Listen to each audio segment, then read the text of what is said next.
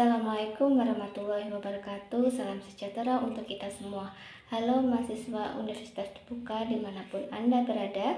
Bertemu dengan saya kembali pada sesi 2 tutoran online Universitas Terbuka pada mata kuliah Ilmu Sosial Budaya Dasar dengan kode mata kuliah 4109.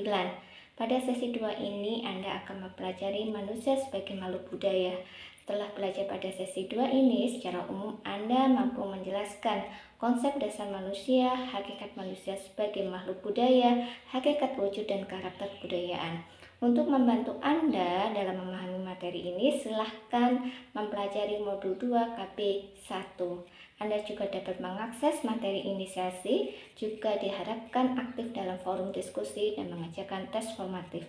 Jika ada pertanyaan yang belum dipahami, silahkan menghubungi saya sebagai tutor Anda.